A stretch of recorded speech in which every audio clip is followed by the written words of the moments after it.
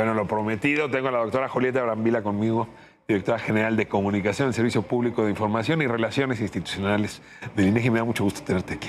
Igualmente, muchas gracias. Mañana es la marcha gay y cada vez esta marcha LGBTI es más numerosa. ¿Cuánta gente se espera mañana, Julieta? Pues es una marcha muy nutrida. El año pasado, para tener una estimación, lo que publicaban los diarios era entre 200, 250 mil personas. Yo creo que rondará por ahí la de mañana. Y te decía hace rato, es como si toda la población de la Ciudad de México que se autoinscribe dentro de la diversidad hubiera ido a marchar, porque esta población en la Ciudad de México asciende más o menos a 300,000 personas. Pero ves que hay muchas personas que acompañan la marcha, ¿no? Es decir, que sin pertenecer a la comunidad, sí es un momento de mostrar su solidaridad. Claro, e incluso gente que viene de otras partes del país a la marcha, y lo que tú decías, y cada vez se ve más, pues familias que acompañan a la marcha, a las infancias trans, los aliados, los aliades que también están ahí.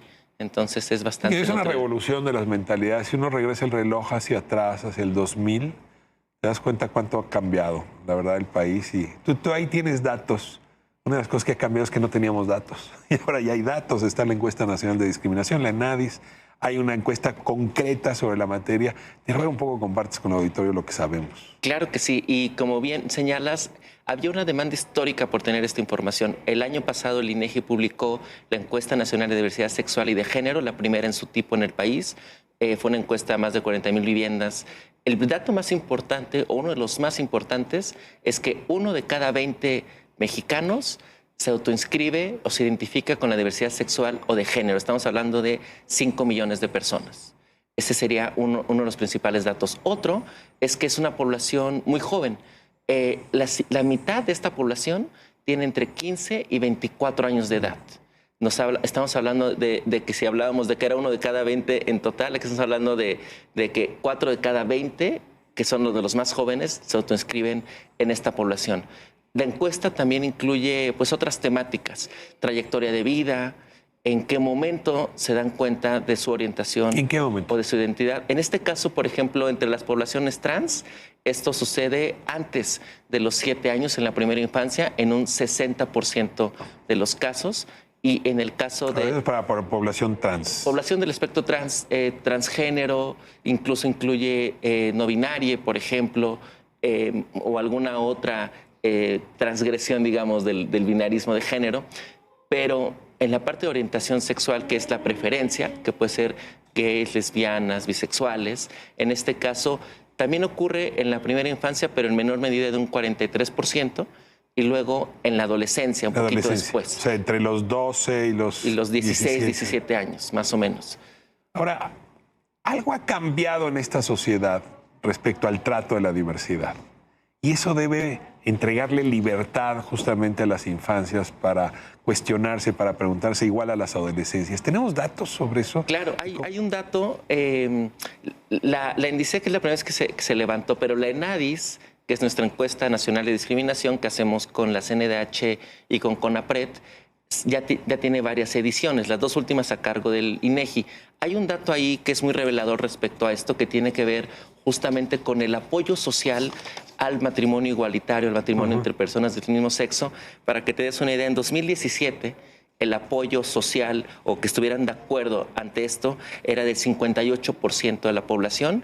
Y la última que tenemos, que es de este mismo año 2022, es de 63%, es decir, que subió 5 puntos porcentuales. Y no tenemos cómo estaba antes de que lo hiciera el INEGI, es decir, la primera ENADIS. Sí tenemos datos, pero era no son mucho tan más bajo, comparables. no son comparables. Y yo creo que finalmente sí ha habido una mayor visibilidad, desde luego.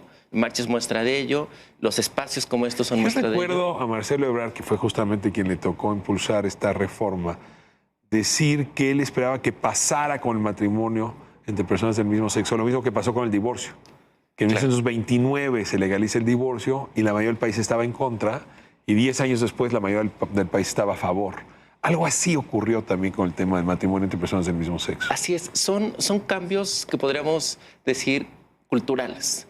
Y que lo trascienden incluso, ¿no? También sociales. Y entonces no son cambios de la noche a la mañana, aunque también hay que decir que en estos 45 años, desde que hay una marcha en México, pues ha habido muchos avances también. Ahora, una cosa es estar de acuerdo con el matrimonio y otra cosa es estar de acuerdo con la adopción, Claro. con los hijos de familias, digamos, con orientaciones sexuales diversas. ¿Cómo está el tema o la aceptación generalizada a la adopción?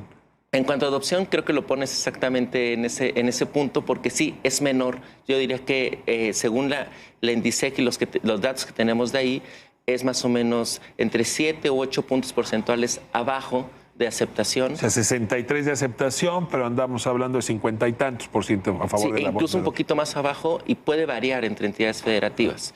Y desde luego, ese es un tema importante en cuanto a derechos, ¿no? Está la parte de matrimonio, pero también la adopción. Lolita, con ese tema cierro. México son muchos Méxicos, diría su comandante Marcos en su momento.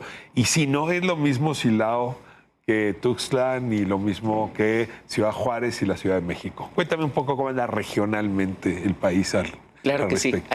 Hay dos películas que te puedo platicar de esto muy claras. Por un lado, cuando preguntamos el número de población LGBTI más por entidad federativa, pero si lo dividimos entre entre el número total de la población de esa entidad federativa, hay lugares como Colima, como Yucatán, como Querétaro, que están bastante más arriba que la media nacional. De apoyo. De población total LGBTI más. Son entidades donde es más cómodo vivir a partir de esa identidad. Más bien entidades en donde hay más población LGBTI más. Porque el contexto te entrega más libertad. Es la película heterogénea. En algunos casos puede suceder eso, pero en otros, como es el caso, por ejemplo, de Yucatán, no necesariamente, porque también es de los más altos en cuanto a discriminación. Mira. Entonces, es esta heterogeneidad de la que hablas, en donde el color es todo el país, pero con realidades distintas. Lolita, no sabes el respeto que le tengo a tu trabajo. Felicito al INEGI que te tenga ahí haciendo esta información y compartiéndonos esa estupenda vocera. Y gracias por venir aquí a Ras de Tierra. Muchas gracias a ustedes. Gracias, Greta.